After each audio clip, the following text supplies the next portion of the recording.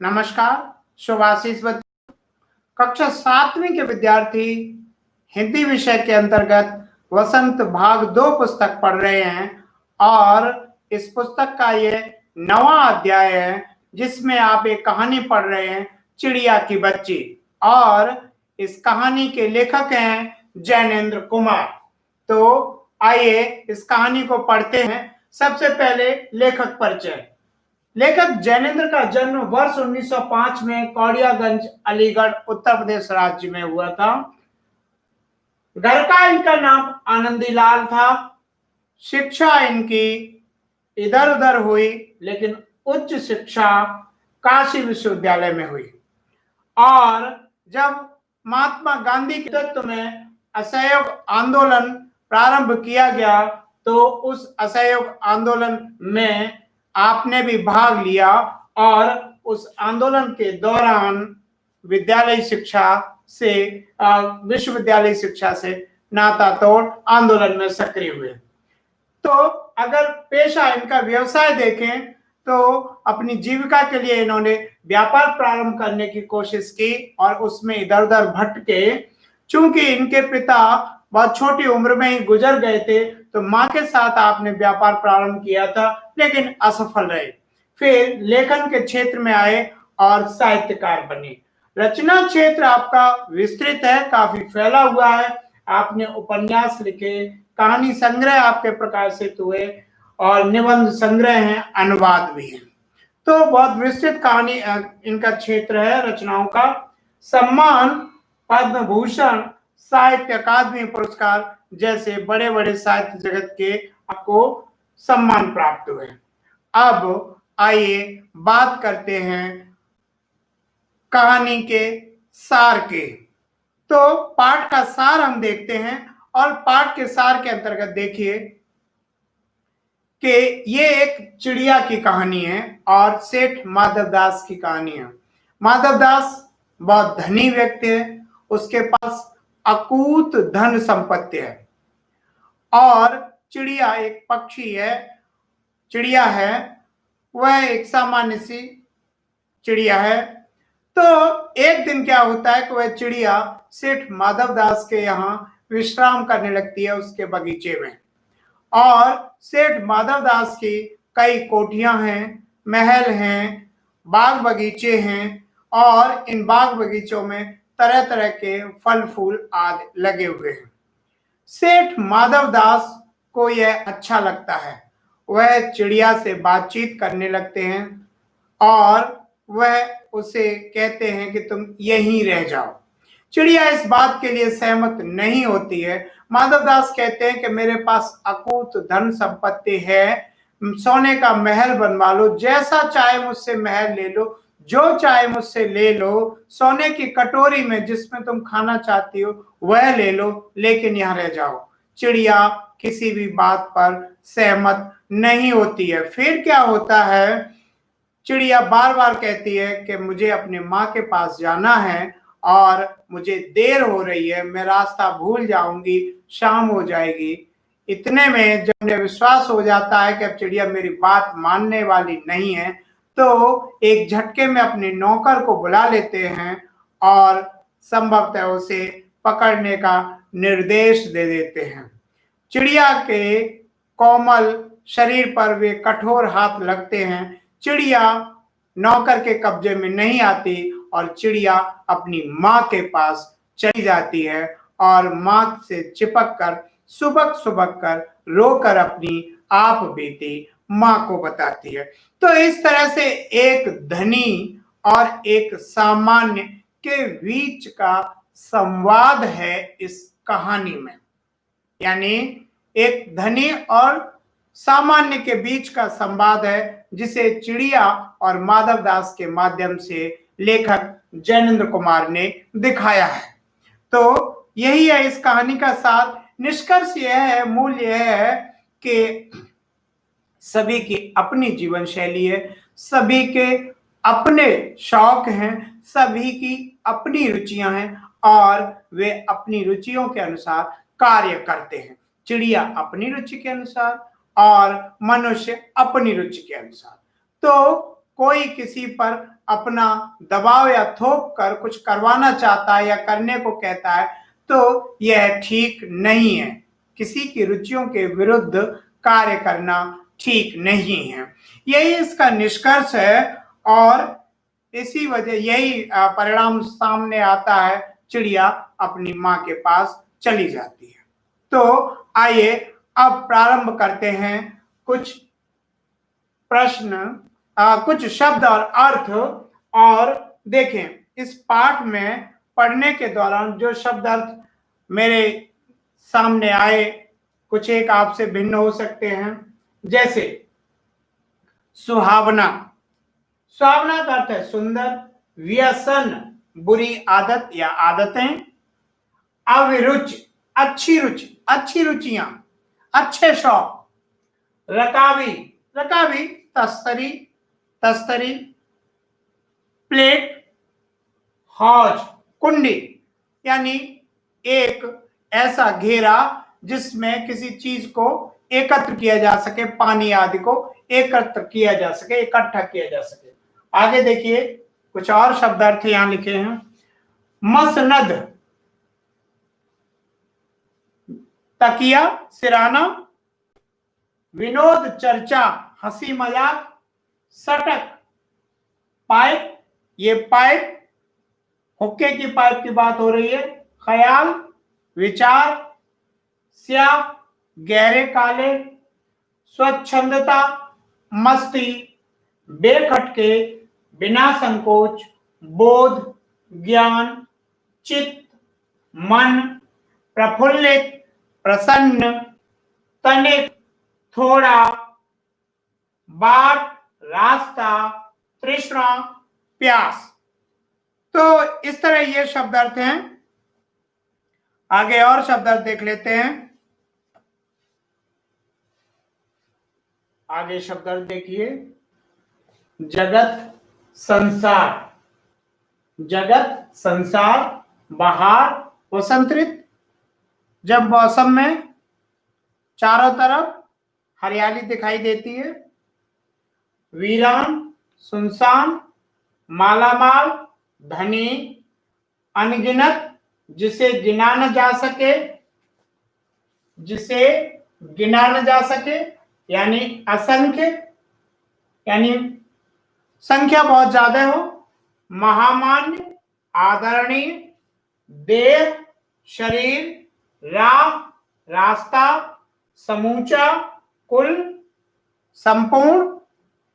आगे देखिए शब्दार्थ, और नादान अज्ञान, भोले के अर्थ में भी, दास नौकर, ढांढस तसल्ली, क्षण भर में, क्षण शब्द क्षण, जल्दी ही, तृप्ति संतुष्टि, चौकन्ना सावधान, सूझना दिखाई देना, स्पर्श छुअन, सुबकना रोना, सुबकना रोना, मीचना पलक मीचना, आंखें बंद करना, तो मीचना शब्द का अर्थ है बंद करना।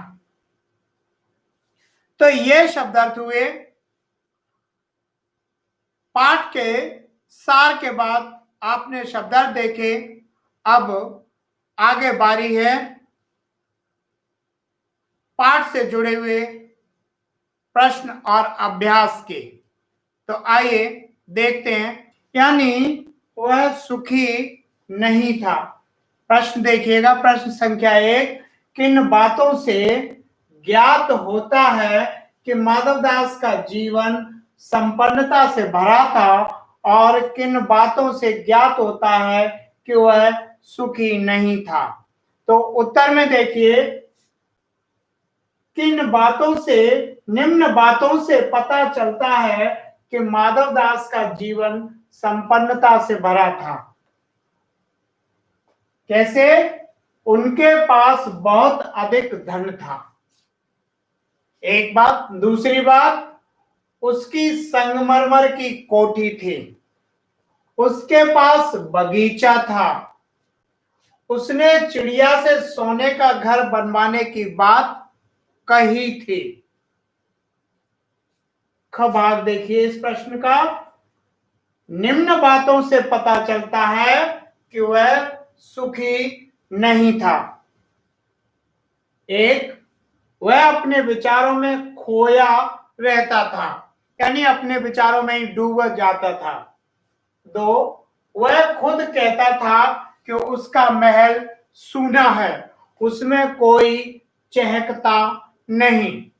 तीन, वह वीरान महल में हंसी सुनने को चिंतित था। देखिएगा, प्रश्न संख्या 2 की तरफ बढ़ रहे हैं। माधवदास क्यों बार बार चिड़िया से कहता है कि यह बगीचा तुम्हारा ही है? क्या माधवदास निस्वार्थ मन से ऐसा कह रहा था?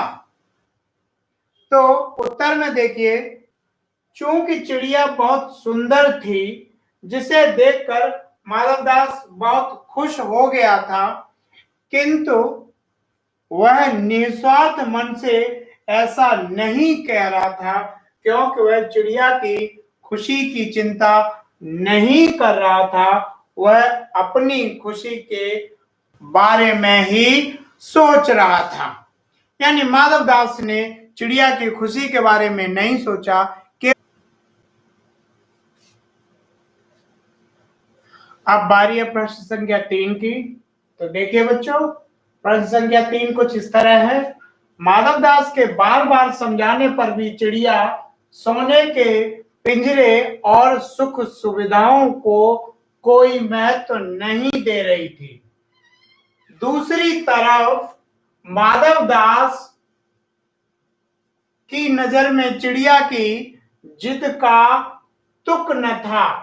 माधवदास और चिड़िया के मनोभावों के, यानी मन के भाव, मनोभावों के अंतर क्या क्या थे, अपने शब्दों में लिखिए। तो देखिए, उत्तर इस तरह है इस प्रश्न का। माधवदास और चिड़िया के मनोभावों में गहरा अंतर था। माधवदास को अपनी धन दौलत से बहुत लगाव था, तो वहीं चिड़िया प्रकृति से प्रेम करती थी। यही कारण है कि चिड़िया माधवदास के बार बार कहने पर भी अपनी मां और घोंसले को नहीं छोड़ती। तो अब प्रश्न संख्या 4 देखिए। कहानी के अंत में नन्ही चिड़िया का सेठ नौकर के पंजे से भाग निकलने की बात पढ़कर तुम्हें कैसा लगा? इस प्रश्न का उत्तर 40-50 शब्दों में या उससे कुछ और अधिक शब्दों में भी आप लिख सकते हैं। तो लिखिए। देखिए प्रश्न के उत्तर को। चिड़िया के सेठ के चंगुल से निकलने की बात पढ़कर हमें बहुत अच्छा लगा। साथ ही सेठ के कपटी स्वभाव का पता चलता है, क्योंकि वह चिड़िया को पकड़ने की बात सोच लेता है। वह नौकर को इसीलिए बुलाता भी है। इस तरह वह अपनी खुशी के लिए दूसरे की खुशी की परवाह नहीं करता। तो यानी सेठ माधवदास चिड़िया की खुशी की परवाह नहीं करते और इस तरह चिड़िया स्वतंत्र रहती है। वह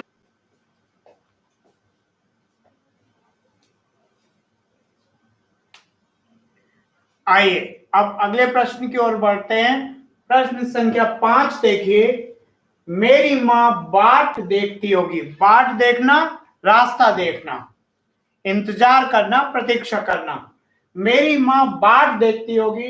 नन्ही चिड़िया बार बार इसी को कहती है। आप अपने अनुभव के आधार पर बताइए कि हमारी जिंदगी में मां का क्या महत्व है। सही बात तो यह है कि मां का महत्व आकलित कर पाना ही, उसको समझ पाना ही बहुत मुश्किल है। फिर भी हमारी जिंदगी में मां का स्थान सर्वोच्च है। वह हमें जन्म देती है, पालती है, हमारी जरूरतों को पूरा करती है, वह हमारी सच्ची मित्र भी होती है। देखिएगा, मैंने लेखक परिचय के समय भी यह बात कही थी कि लेखक के पिता बचपन में ही गुजर गए थे, बहुत छोटी उम्र में ही, और माँ ने ही लेखक जैनेंद्र का पालन पोषण किया था। तो शायद इस पाठ पर भी लिखने के समय माँ का प्रभाव लेखक जैनेंद्र के मन मस्तिष्क में रहा होगा, ऐसी हम संभावना व्यक्त कर सकते हैं। देखिएगा, अगला प्रश्न देखिएगा, इस कहानी का कोई और शीर्षक देना हो तो आप क्या देना चाहेंगे और क्यों? कुछ और शीर्षक भी दे सकते हैं, बिल्कुल। जैसे चिड़िया स्वतंत्र रहना ही चाहती है, तो हमने एक शीर्षक दिया, उत्तर देखिएगा, स्वतंत्रता अमूल्य है, यानी इसका मूल्य कोई चुका नहीं सकता। दूसरा हो सकता है शीर्षक सच्चा सुख। कोई अन्य शीर्षक ये भी दे सकते हैं, सच्ची संतुष्टि। इस तरह कई शीर्षक हो सकते हैं। स्वतंत्रता अमूल्य है, सच्चा सुख, सच्ची संतुष्टि आदि कई शीर्षक उपयुक्त हो सकते हैं। अब इस पुस्तक में आप देखिएगा कि कहानी से आगे के जो प्रश्न हैं मैं पढ़ रहा हूं, इस कहानी में आपने देखा कि वह चिड़िया अपने घर से दूर आकर भी फिर अपने घोंसले तक वापस पहुंच जाती है। मधुमक्खियों, चींटियों, ग्रह नक्षत्रों तथा प्रकृति की अन्य विभिन्न चीजों में हमें एक अनुशासनबद्धता यानी डिसिप्लिन, अनुशासनबद्धता देखने को मिलती है। इस तरह के स्वाभाविक अनुशासन का रूप आपको कहां मिलता है? बहुत जगह प्रकृति में तो भरा पड़ा है। सूरज, चांद, ये सब अपने एक निश्चित ढंग से चलते हैं, समय पर डूबते हैं, समय पर निकलते हैं, एक दिन भी विश्राम नहीं लेते हैं। तो इनकी हम चर्चा कर रहे हैं। अब आप देखिएगा, ऋतुएं होती हैं, बिल्कुल अपने समय पर आती हैं जाती हैं, वर्षा होती है। अब अगला प्रश्न देखिएगा कहानी से आगे में, सोच कर लिखिए कि यदि सारी सुविधाएं देकर एक कमरे में आपको सारे दिन बंद रहने को कहा जाए तो आप क्या स्वीकार करेंगे? आपको अधिक प्रिय क्या होगा, स्वाधीनता या प्रलोभनों वाली पराधीनता? प्रलोभन का अर्थ है लोभ यानी धोखेबाजी। ऐसा क्यों कहा जाता है कि पराधीन व्यक्ति को सपने में भी सुख नहीं मिल पाता? नीचे दिए गए कारणों को पढ़ें और विचार करें। क्योंकि किसी को पराधीन बनाने की इच्छा रखने वाला व्यक्ति स्वयं दुखी होता है, वह किसी को सुखी नहीं कर सकता। क्योंकि पराधीन व्यक्ति सुख के सपने देखना ही नहीं चाहता, क्योंकि पराधीन व्यक्ति को सुख के सपने देखने का भी अवसर नहीं मिलता है। तो इन बिंदुओं पर विचार करते हुए आप देखें उत्तर में कि किसी व्यक्ति को ये सारी सुविधाएं देकर एक कमरे में बंद कर दिया जाए तो क्या होगा? वह कैद हो जाएगा। तो हम कैद नहीं होना चाहते, यानी पराधीनता हम स्वीकार नहीं करेंगे। हमें स्वाधीनता ही, स्वतंत्रता ही प्रिय है। पराधीन व्यक्ति को सपने में भी सुख नहीं मिल पाता। ऐसा इसलिए कहा जाता है क्योंकि पराधीन व्यक्ति सुख के सपने को देखने का मौका ही नहीं ढूंढ पाता, अवसर ही नहीं निकाल पाता। ऐसे ही अगला प्रश्न, अनुमान और कल्पना से। आपने गौर किया होगा कि मनुष्य, पशु पक्षी और इन तीनों में ही माएं अपने बच्चों का पूरा ध्यान रखती हैं। प्रकृति की इस अद्भुत देन का अवलोकन कर अपने शब्दों में लिखिए। तो प्रकृति की इस घटना को अपने शब्दों में लिखना है। क्या है? हम अपने घरों से, परिवारों से देखते हैं माँ किस तरह से हमारा लालन पालन करती है, बड़ा करती है, हमारी जरूरतों का ध्यान रखती है, और ये हमारे अपने घर में, पशु पक्षियों में भी होता है। तो अब हम आगे की ओर बढ़ते हैं व्याकरण वाले हिस्से पर, भाषा की बात। और भाषा की बात में जो प्रश्न है, पर शब्द के 3 प्रयोग हैं। पाठ में पर शब्द जो आया है वह 3 अर्थों के साथ आया है, उसी की बात है। और वाक्य लिखे गए हैं, गुलाब की डाली पर एक चिड़िया आन बैठी। कभी दूसरा वाक्य लिखा है, कभी पर हिलाती थी। और तीसरा वाक्य लिखा है, पर बच्ची कांप कांप कर मां की छाती से और चिपक गई। तीनों पर के प्रयोग 3 उद्देश्यों से हुए हैं। इन वाक्यों का आधार लेकर आप भी पर का प्रयोग कर ऐसे 3 वाक्य बनाइए जिनमें अलग अलग उद्देश्यों के लिए पर के प्रयोग हुए हैं। तो सबसे पहले तो पर शब्द के अर्थ समझिए। पर शब्द के 3 अर्थ हैं। एक तो होता है अधिकरण कारक। कारक जो 8 होते हैं उनमें से एक अधिकरण कारक होता है जिसमें में पे पर वाक्य में होते हैं। जैसे पुस्तक मेज पर रखी है, तो ये अधिकरण कारक है, यहाँ पर इस अर्थ में हुआ है प्रयोग। ये वाक्य इस तरह से बना सकते हैं, आप जो भी वाक्य बनाना चाहें बनाएं। देखिएगा, पर शब्द का अर्थ पंख भी होता है। तो मोर के पर बहुत सुंदर हैं, आप ऐसा वाक्य बना सकते हैं। अब आगे देखिएगा, अगला, रमेश को बुलाया पर नहीं आया। तो आप देखिएगा कि यहां पर दूसरे अर्थों में हुआ है, 2 वाक्यों को जोड़ा गया और वहां जब इस तरह का वाक्य निर्माण कर रहे हैं तो वहां पर का प्रयोग हुआ है। यहां पर परंतु के अर्थ में है, यहां पर परंतु के अर्थ में है। आगे देखिए, अब प्रश्न संख्या 2 भाषा की बात में हमने अपने हिसाब से इसको तोड़ दिया है, प्रश्न को घुमा दिया है। प्रश्न में पढ़ रहा हूं, पाठ में तैने क्षण भर खुश करियो 3 वाक्यांश आए हैं। यानी वाक्यांश है, वाक्य नहीं है, पूरे वाक्य नहीं है, वाक्य के अंश हैं, हिस्से हैं। जो खड़ी बोली हिंदी के वर्तमान रूप में तूने क्षण भर, वर्तमान आजकल जो खड़ी बोली हिंदी बोली जाती है उसके रूप हैं जो तूने क्षण भर खुश करना लिखे बोले जाते हैं, लेकिन हिंदी के निकट की बोलियों में कहीं कहीं इनके प्रयोग होते हैं। इस तरह के कुछ अन्य शब्दों की खोज कीजिए। तो हमने इसको प्रश्न को दूसरे तरीके से लिख दिया है, वर्तमान खड़ी बोली हिंदी की निकट की बोलियों के शब्द पाठ से खोजिए।